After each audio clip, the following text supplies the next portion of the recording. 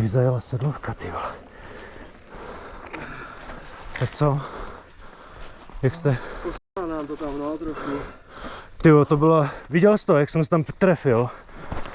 Vlevo okolo ní, tam bylo takhle centimetr od srázu. Já ji vzal zprava. Já jsem musel zleva, protože No, tam chudák stála, čužila jenom ty vole, prostředka. já neměl kam se dostat jinam. No tak jako zrovna na takovou místě se zastavit prostředka. Ne, jí nevyšla rychlost, ona jela pomalu a nevyjela ten nájezd.